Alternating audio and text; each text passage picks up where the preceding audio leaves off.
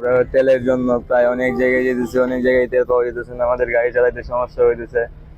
তেলের জন্য আমাদের অনেক ড্রাইভার কিন্তু বসে রয়েছে, টিপে যাইতে পারে নাই, তেল পায় নাই। অনেক জায়গা থেকে ঘুরে আসছে, যেখানে যায় অনেক জায়গায় বলে যে তেল নাই, তেল নাই। তখন আমরা গাড়ি চালাবো কিভাবে তেল না থাকলে? এতগুলা গাড়ি কি হবে? আগে এক পাম্পে গেলাম, তেল দিতেছে না, বলতেছে তেল নাই। ই পাম্পেও তেল নাই, বলতেছে বলতেছে যে 1 লিটারও তেল হইব না। যদি 1 লিটারও তেল না দেয় তাহলে আমরা বাড়িতে যাব কি করে বলেন? পেট্রোল পাম্পে আসছিলাম তেল নেওয়ার জন্য, কিন্তু ওনারা বলতেছে তেল নাই। এখন তেল আছে কিনা সেটা তো আমি বলতে পারতেছি না। আমি আরো শায়েস্তাগঞ্জে তেলের পাম্পে গেছিলাম। শায়েস্তাগঞ্জে তেলের পাম্পে গিয়া বললাম তেল দেন, ওনারা দিচ্ছে আমাকে 100 টাকার তেল।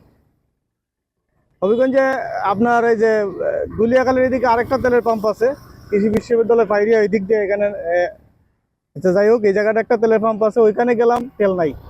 কারণ এখানে আসলাম তেল নাই, তাহলে এটা হইলোটা কি বুঝলাম না। সত্যি প্রচুর দাম হয়ে গেছে।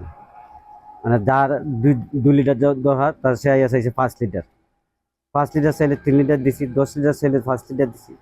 আমাদের যেটুকু মাল আছে সব শেষ হয়ে গেছে। প্রায় 12টার দিকে শেষ হয়ে যেত। এইভাবে যদি না দিতাম তাহলে 12টার দিকে শেষ হয়ে যেত। রাত্রে 8টা পর্যন্ত দিতাম পাচ্ছি। আর ডিজেল আমরা বৃহস্পতিবার ডিজেল আমরা আনতে গেছি, আমরা দেওয়া হয় নাই, বাইরে থেকে তেল আসে নাই, এই জন্য পাই না। তখন 4,500 ডিজেল পাইছিলাম, 4,500 কালকে 8টা পর্যন্ত দিতে পারছি। তারপর এই মুহূর্তে আমাদের এখন বর্তমানে তেল নাই, তেল শেষ হয়ে গেছে। কালকে পাওয়ার সিদ্ধা আছে, আশা আছে। ডিপুতে ফোন দিছি, ডিপুর কাছে বলছে পেট্রোল ওকে নিতে পারবো। মানে শ্রীমঙ্গলের যে ডিপু আছে না, এটা ডিজেল আসে নাই, সে তেলের দাম বাড়ে নাই। কারণ হচ্ছে তেলের দাম বাড়ে নাই, বাইরে থেকে তেল আসে নাই এই আন্দোলনের কারণে।